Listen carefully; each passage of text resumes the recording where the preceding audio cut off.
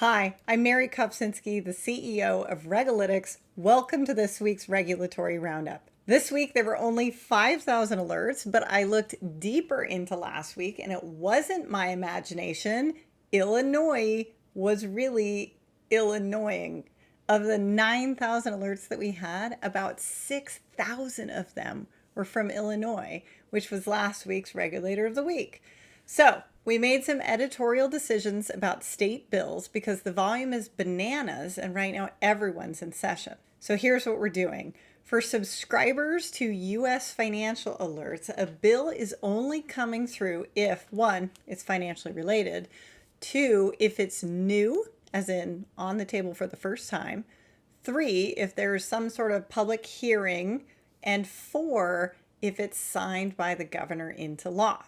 My thought was, do you really need an alert if it passes in the House but fails in the Senate and it's reproposed or sent to committee? I decided no, but I'm really curious about what the rest of you think. And yeah, we want to be the most comprehensive, but we also want to make it easier to manage and clear out the noise. Let me know what you think in the comments. The regulator of the week is the U.S. Census Bureau. You know, having watched them since 2019 embark on this process, it's kind of cool to see it come to a close. I mean, it was 2 summers ago that they kicked it off in the most remote towns of Alaska because they knew those places would take the longest to get accurate numbers. But now that the results are in, the states are reacting. Interesting tidbits. I was estimating U.S. cities based on the old census from 10 years ago when there were about 18,000 cities in the U.S. Well, now there are approximately 19,500 incorporated places, they're called. And another interesting tidbit is that 76% of incorporated places have less than 5,000 people in it, and that 39% of all Americans live in just 4% of the cities. It's just cool stuff, and I'm a statistics nerd.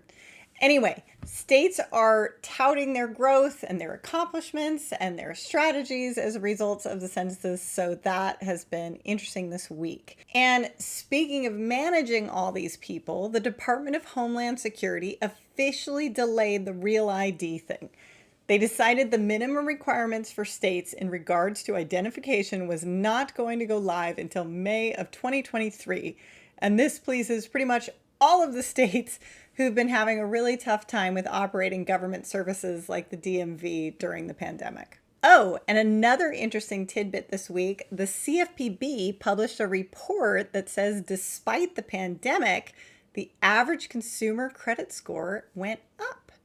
Improvements were consistent across demographics, but when all of these government support programs, and we'll see how those scores fare. And that's the CFPB's warning, not mine. The topic of the week is mortgages, and it's not because there were a lot of alerts about mortgages, but because these three were so interesting.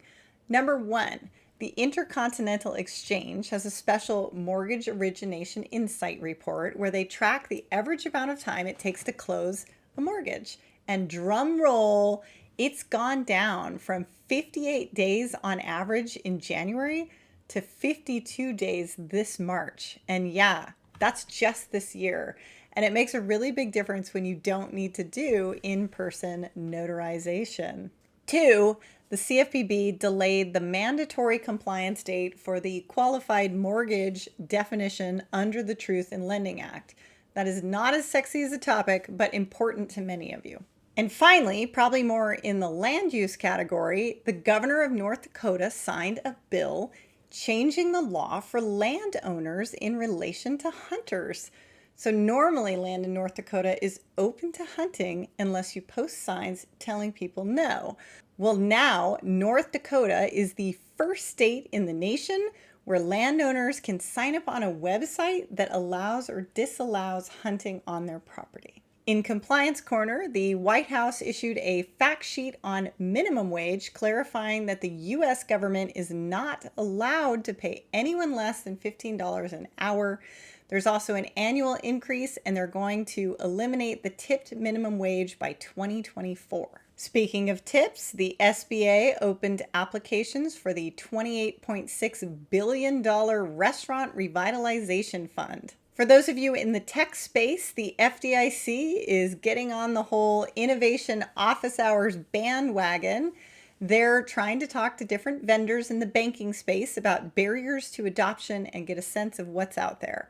The first round will focus on artificial intelligence and machine learning. The Department of Treasury is finally doing some much needed data update on their OFAC sanctions list, which is still a very oddly unstructured, confusing pain in the rear to manage globally.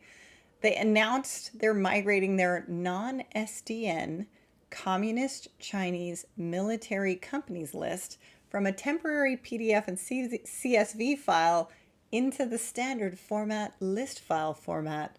So there's a start, like a journey of 1,000 miles begins with a single step start. In our Find Tracker this week, the SEC busted a guy who bought a Maserati rather than buying the unicorn stocks he promised his investors that he'd spend their money on. The SEC also nailed Under Armour for misleading investors about their future sales.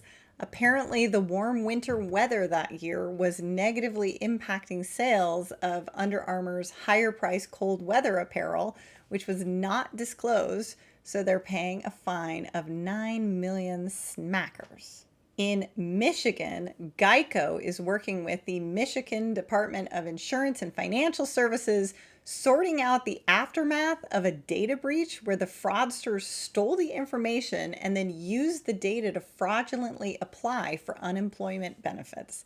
So that's a cluster. Speaking of identity theft, the DOJ and the FTC fined a home security company $20 million for failure to implement an identity theft prevention program.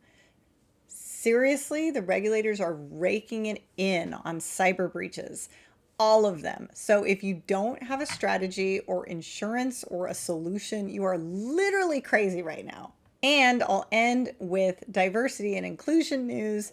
NIST has released new guidance on effective wording in technical standards that incorporates more inclusive language. Wisconsin put a bill on the table that prohibits conversion therapy, and they also have a bill saying that it's illegal for businesses to require vaccinations. So we'll see if any of those make it to passing. And that's it for Regalytics US Alerts. Join me every Wednesday morning on LinkedIn and YouTube.